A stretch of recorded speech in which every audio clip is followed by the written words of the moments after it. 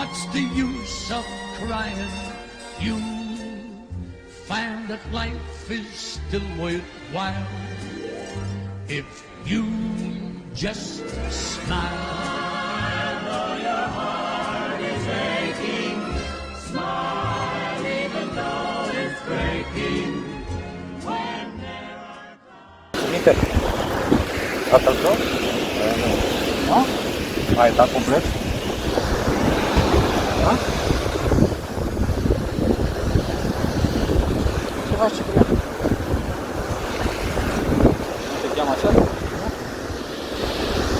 Hai zi, răspunde. Mai ții minte în curtea de instanță când ai zis că am fost o persoană violentă și agresivă? Dar n-ai putut da un singur amănunt în 20 de ani de existență? De ce ai mințit? Nu, dar răspunde că ești un om matur. De ce ai mințit? E iubitul dumneavoastră?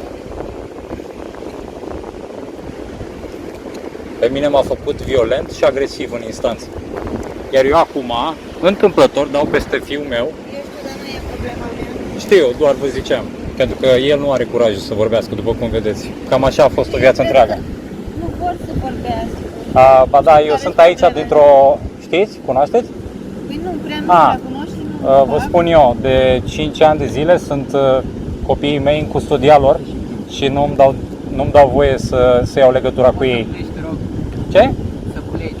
Să plec de aici? Da, mă deranjez. Te deranjez pe tine? Și dacă te deranjezi, ești copilul meu. Pot să vorbesc cu tine când vreau.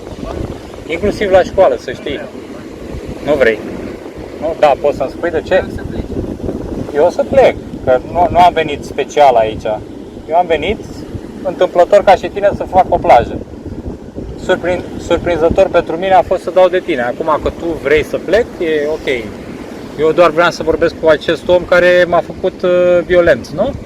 Violent și agresiv. O să mergem. Da, nu vă grăbiți, că n-am venit să vă stric, doar eram curios de ce ai simțit nevoia în contextul ăla să mă faci violent. Nu pot să argumentezi, nu ai un răspuns. Nu? Deci în 20 de ani de zile, cât am stat cu copiii mei și cu sora ta, nu a existat un moment... Nicu, apucă-te să spui.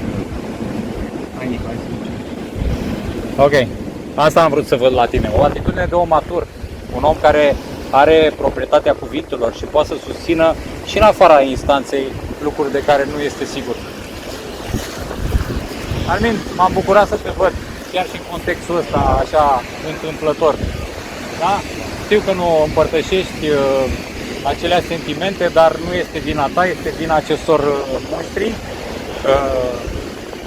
Sora și respectiv acest om de aici, care v-au îndepărtat în 5 ani de zile de propriul tată. Asta au făcut. Dar pentru asta există justiție și vor plăti amândoi.